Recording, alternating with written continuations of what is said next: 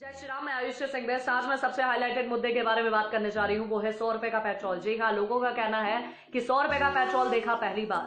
देश की जनता को बोलना चाहती हूँ कि बहुत कुछ आपने देखा पहली बार, लेकिन आप बताने में उसको संकोच करते हो। लेकिन अगर आप बताने में संकोच करते हो तो मैं बेड़ा उठाती हूँ इस चीज का और जनता को बताती हूँ कि क्या क्या देखा आपने पहली बार, और देखने की आदत भी डालो।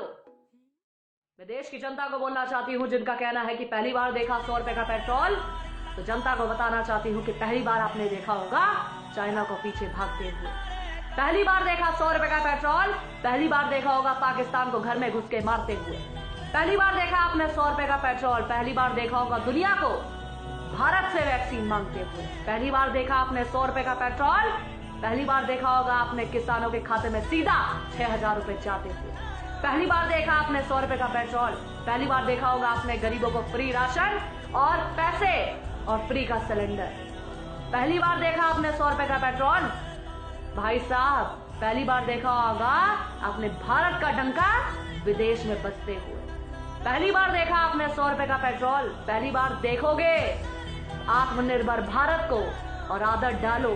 और देश की जनता से बोलना चाहती हूँ जिनको 100 रुपए का पेट्रोल दिखता है, एक महीने में ज्यादा से ज्यादा कितना पेट्रोल भरवाओगे? 3 से 4 बार।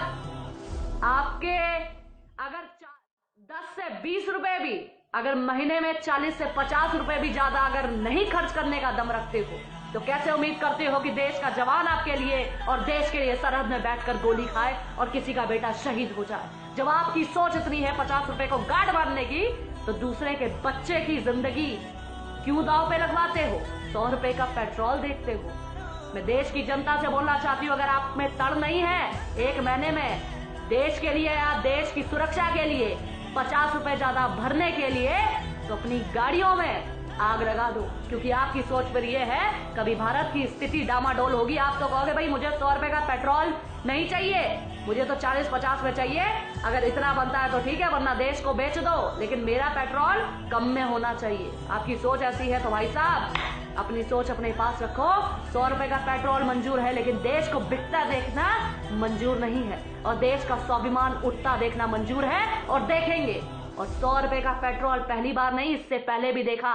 अगर उस समय भी आवाज उठा दी होती तो आज देश के हालात, अपने लिए कभी आवाज उठा दी होती तो आज आपका धर्म खतरे में ना होता और देश खतरे में। आपने कभी सोचा कि कोरोना काल में जब देश में महामारी चल रही है, देश का प्रधानमंत्री देश के लिए, देश के लोगों के लिए और सेना को मजबूत करने के लिए, देश को मजबूत करने के लिए राफेल ला रहा है, लेकिन आपको तो 100 रुपए का पेट्रोल दिखता है, राफेल की कीमत किसी को नहीं दिखती। किसी ने नहीं बोला कि महामारी चल रही है, आर्थिक स्थिति डामाडोल है, लेकिन फिर भी राफेल आ रहा है। बोलना चाहती हूँ, अगर इतने सवाल आपने पहले पूछे होते तो आज देश की स्थिति क्या होती या आपके सामने होता।